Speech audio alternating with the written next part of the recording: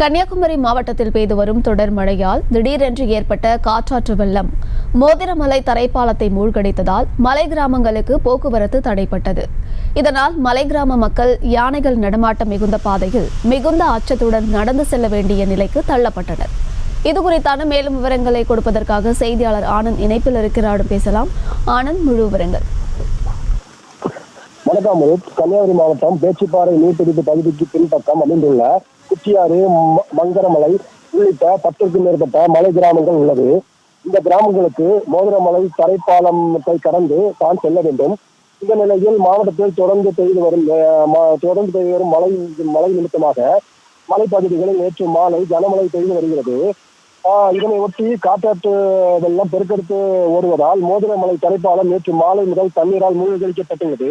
இதனால் மலை கிராமங்களுக்கு போக்குவரத்து தடை ஏற்பட்டதை தொடர்ந்து மலையோர பகுதியில் வசிக்கும் மலை கிராம மக்கள் யானைகள் நடமாட்டம் மிகுந்த மலைப்பாதையை வழியாக தான் கடந்து செல்ல முடிகிறது. இதனால் அவர்கள் இரவு தங்கள் கிராமத்திற்கு செல்ல மிக அச்சத்துடன் செல்கின்றனர். மழை காலங்களில் அடிக்கடி வெள்ளப்பெருக்கு ஏற்படுவதால் இந்த பகுதியில் உயர்மட்ட பாலம் அமைக்க 5 கோடி நிதி ஒதுக்கப்பட்டு கட்டுமான பணிகள் தற்போது ஆமை வேகத்தில் நடந்து வருவதாகவும், எனவே பல கட்டமாக இந்த பணியினை விரைந்து முடிக்க வேண்டும் என அரசுக்கு மக்கள் கோரிக்கை வைத்துள்ளனர். அம்ரோஸ், செய்திகளை உடனுக்குடனும் துல்லியமாகவும் தெரிந்து கொள்ள சப்ஸ்கிரைப் பண்ணுங்க.